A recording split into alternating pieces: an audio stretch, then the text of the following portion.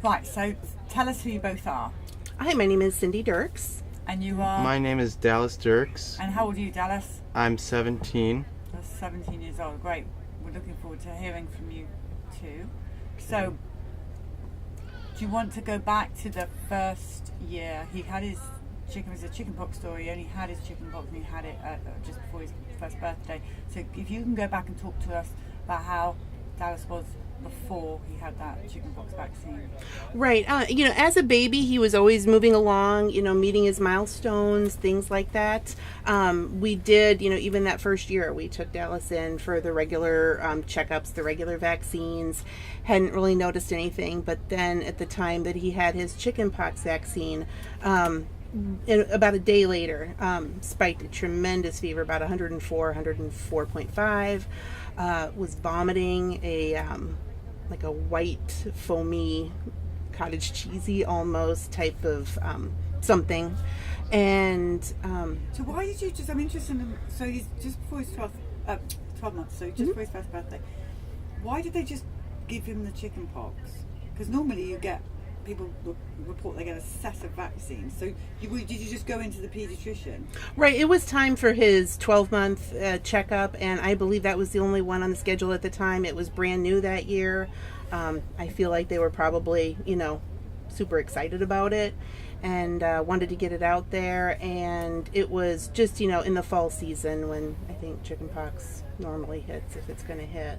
So did you have any concerns, or how were you then? No, at that point we hadn't seen any reactions, but outwardly. But then when we went back, we started questioning things after the chickenpox vaccine.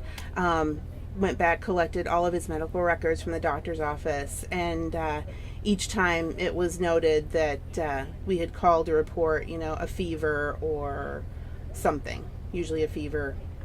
Now, was that the last vaccine he had, or did he go on to have MMR? No, we actually, even after that, I called the doctor. I said, something is going, he's not well, he's got a fever, he's sick to his stomach.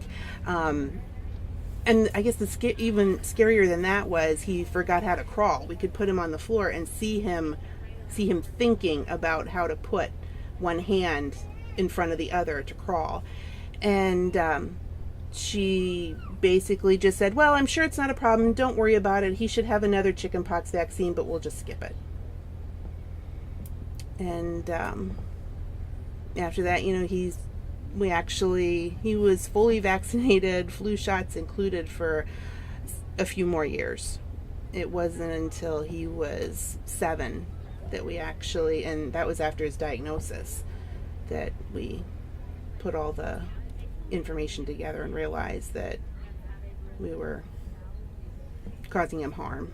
But you noticed the difference after that day that you took him? Right after that, like I said, he had to relearn how to crawl. He'd been pretty sick.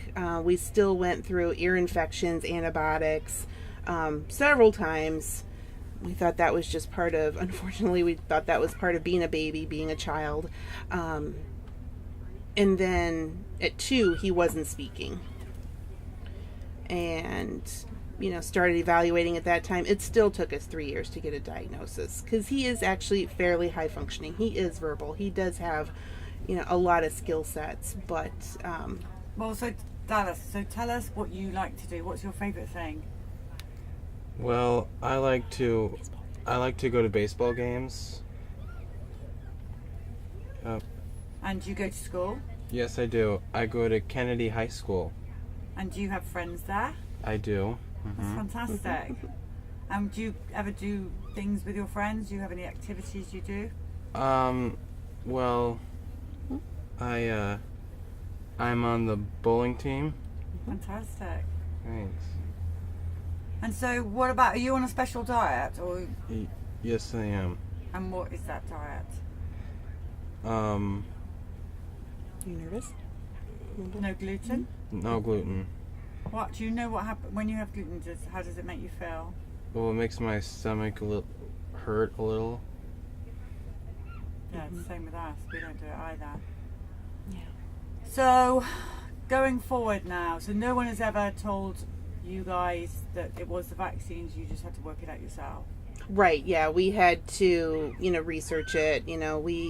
I connected with some other autism parents, started figuring out what was going on. Then we started researching, going back in history and realizing that each time, he was getting that assault to his immune system.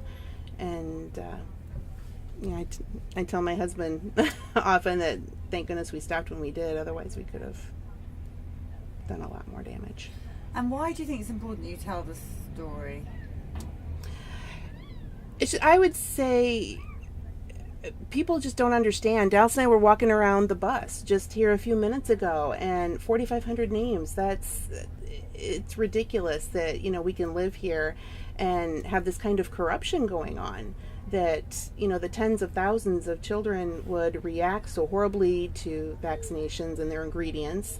But you've got corporate figures that have buried this for many, many years.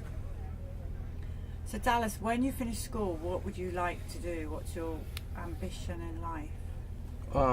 I graduate in May. Mm-hmm. And then what would you like to do? I would like to go to the transition center. Mm-hmm. Fantastic. Yep. Well, you're doing really, really well. Do you have any advice for people? Well, I like them a lot. Mm-hmm. And they're really cool. That's nice. Yeah.